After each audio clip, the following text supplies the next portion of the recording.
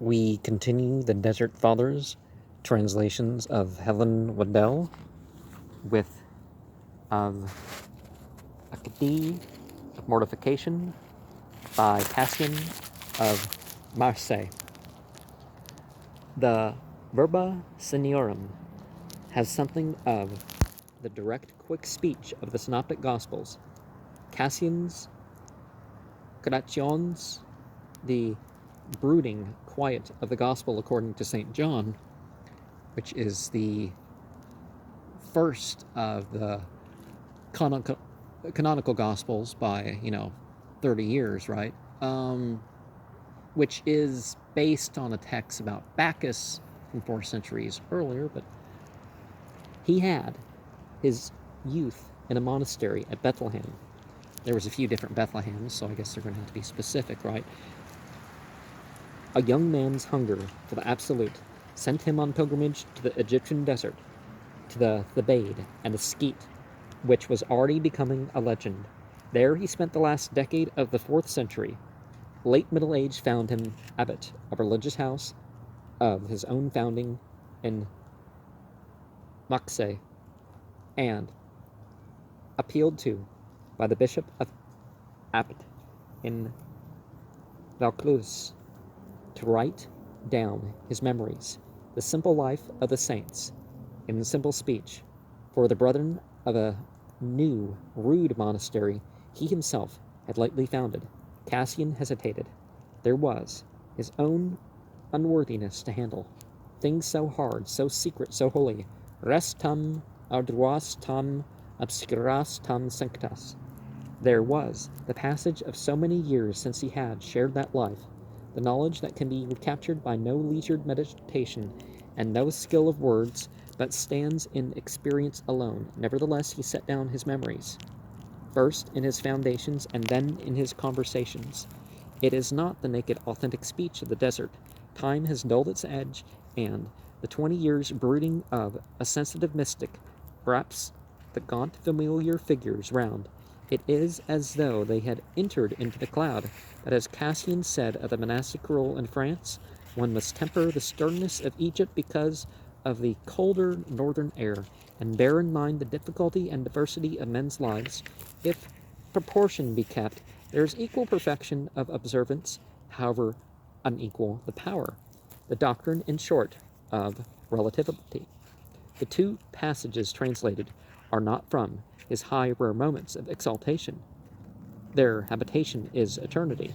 These illustrate his ironic human perception and makes intelligible the more alien experience of the desert, its concentration within the 4 walls of one's cell. Well, wouldn't it be more common that there be 3 walls? To read Cassian on Accidie is to recognize the white melancholy of Gray in Pembroke and the sullen lethargy that is the sterile curse of the scholar and the artist. The passage on mortification was spoken by the abbot Abraham in answer to Cassian's confession that he was sick for home, for his own people and the house of his fathers, with its secret woods and the richness of its fields, and all that gay and gentle countryside. Of Accidie of Mortification 1. Our 6th contending is with that which the Greeks call Accidia, and which we may describe as tedium or perturbation of heart. It is akin to dejection and especially felt by wandering monks and solitaries, a persistent and obnoxious enemy to such as dwell in the desert, disturbing the monk especially about midday like a fever, mounting at a regular time and bringing its highest tide of inflammation and definite accustomed hours to the sick soul, and so some of the fathers declare it to be the demon of noontide, which is spoken of in the 90th Psalm. Isn't it 91 in some of them? Because they're set different numbering, but between the Jews and the Christians give some of them different numbers. When this besieges the unhappy mind, it begins It begets aversion from the place, boredom with one's cell, and scorn and contempt for one's brethren, whether they be dwelling with one or some way off, as careless and unspiritually minded persons. Also towards any work that may be done within the enclosure of our own lair, we become listless and inert. It will not suffer us to stay in our cell or to attend to our reading. We lament that in all this while, living in the same spot, we have made no progress. We sigh and complain that bereft of sympathetic fellowship, we have no spiritual fruit, and bewail ourselves as empty of all spiritual profit, abiding vacant and useless in this place. And we that could guide others and be of value to multitudes have edified no man, enriched no man with our precept and example. We praise other and far distant monasteries, describing them as more helpful to one's progress, more congenial to one's soul's health. We paint the fellowship of the brethren there, its suavity, its richness in spiritual conversation, contrasting it with the harshness of all that is at hand, where not only is there no edification to be had from any of the brethren who dwell there, but where one cannot even procure one's victuals without enormous toil.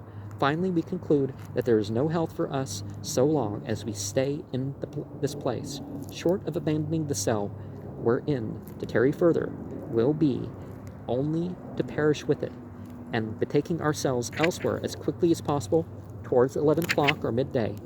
It induces such lassitude of body and craving for food as one might feel after the exhaustion of a long journey and hard toil, or the postponing of a meal throughout a 2 or 3 days fast. Finally, one gazes anxiously here and there and sighs that no brother of any description is to be seen approaching. One is forever in and out of one's cell, gazing at the sun. Bad idea to literally do that. As though it were tearing into its setting. One's mind is in an irrational confusion, like the earth befogged in a mist. One is slothful and vacant in every spiritual activity, and no remedy, it seems, can be found for this state of siege, that a visit from some brother, or the solace of sleep. Finally, our malady suggests that, in common courtesy, one should salute the brethren and visit the sick, near or far. It dictates such offices of duty and piety as to seek out this relative or that, make haste to visit them, or there is that religious and devout lady destitute of any support from her family, whom it is a pious act to visit now and then, and supply in holy wise and necessary comforts.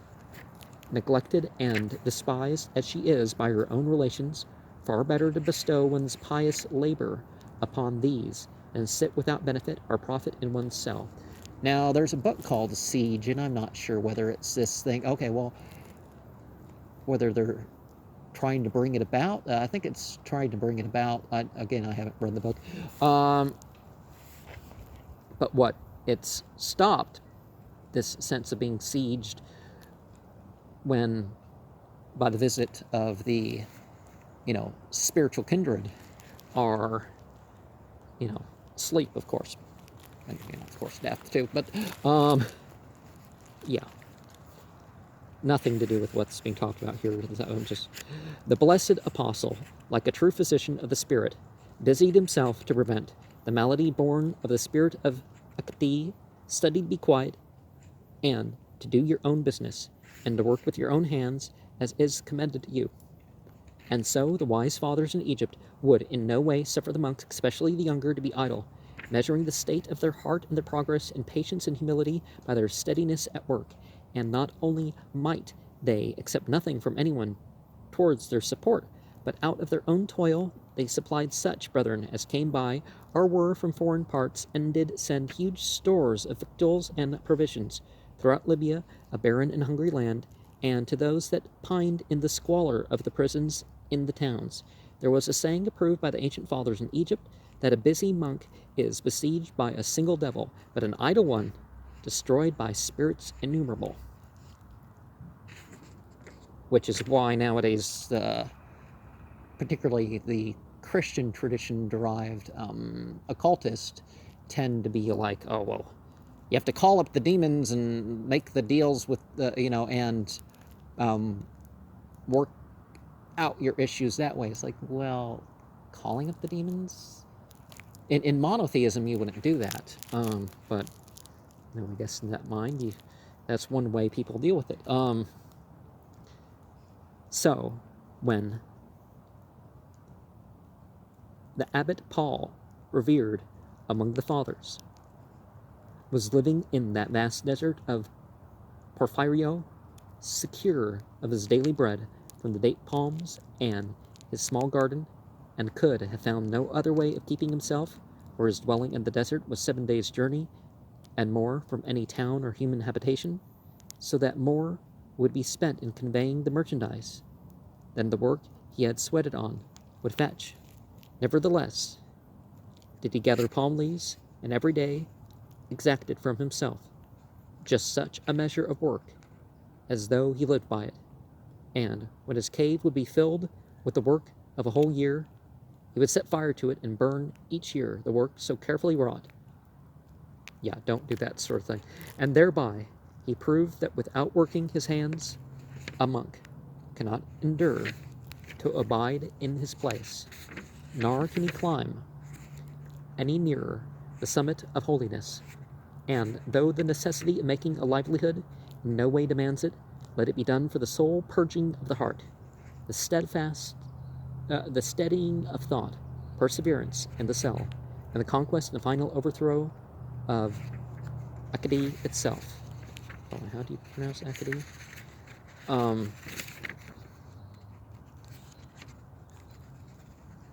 Accidia, okay. 2. Of mortification. The abbot Abraham was silent a long while, and then with a heavy sigh at last he spoke. We could have built our cells in the valley of the Nile, and had water at our door, nor been driven to bring it to our mouths from 3 miles off. We are not ignorant that in our land there are fair and secret places, where there be fruit trees in plenty, and the graciousness of gardens, and the richness of the land would give us our daily bread, with very little bodily toil. But we have despised all these, and with them all the luxurious pleasure of the world. We have joy in this dissolution, and to all delight do we prefer the dread vastness of this solitude, nor do we weigh the riches of your glebe against these bitter sands. It is a little thing that a monk should have made a single renunciation, that is, in the first days of his calling, to have trampled on things present, unless he persist in renouncing them daily. Up to the very end of this life, the word of the prophet must be in our mouths. And the day of man thou knowest I have not desired. Whence the saying of the Lord in the gospel, if any man will come after me, let him deny himself and take up his cross daily and follow me. So, understanding this metaphor beyond, the crucifixion thing, right? And so he who keeps an anxious watch over the purity of the inner man will seek those places which have no rich fertility to seduce his mind to their tilling, nor beguile him from his fixed and motionless abiding in his cell, to work that it is to be done under the sky, whereby his thoughts are emptied out in the open in all directions of the mind, and that keen vision of its goal are scattered over diverse things, and this can be avoided by no man, however anxious and diligent, save he that shuts in soul and body together within the fence of its walls. Like a mighty fisherman in the apostles' fashion, perceiving his food in the depths of his most quiet heart, intent and motionless, he catches the swimming shoal of his thoughts, and gazing curiously into the depths as from an upstanding rock, judges what fish a man may wholesomely draw in, and which he may pass by or throw out as bad and poisonous. What difficulty and labor there be in this, the experience of those that dwell in the desert of Calamus are Porphyrio doth manifestly prove. Now, Is calamus the plant plenty there? Is the other place named after this thing too? 4. They are divided from all towns and habitations of men by a vaster stretch of desert than even Skeet is, for hardly in 7 or 8 days may those who penetrate the waste of that vast solitude come at the secret of their cells, nevertheless, because they be tillers of the ground, and confined in no cloister, when they come to the desolation amidst which we live, are to that of Skeet, they are harried by such tempests of imagination, by such perturbation of spirit, that they seem to be raw and unskilled in the lightest practices of solitude, and cannot endure the long tarrying in their cell and the stillness of the silence. Long tarrying in their soul and the stillness of the silence. For they have not learned to quiet the stirrings of the inner man, and to beat up against the tempest of their thoughts with perpetual watchfulness and persevering intentness. These that sweat daily at work under the open heavens, all day under the windy emptiness, flitting hither and thither, not only in body but in mind, and their thoughts scattering with the movement of their bodies over the open fields, they feel the many-winged folly of their soul, nor can they control its wanton frays. Contrition of spirit comes hard to them.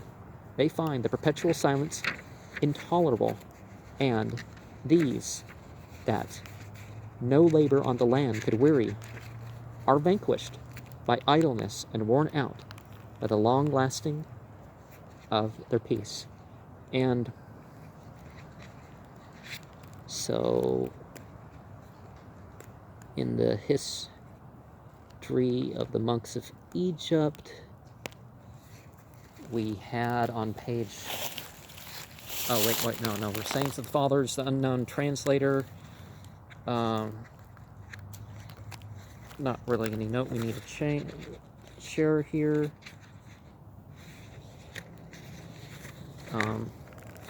But page 147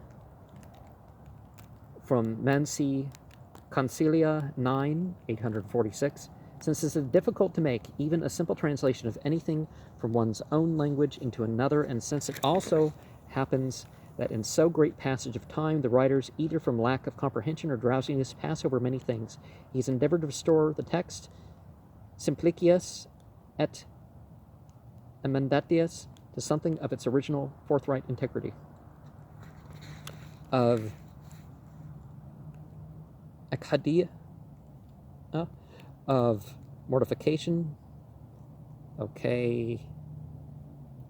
No notable notes for the rest of the book.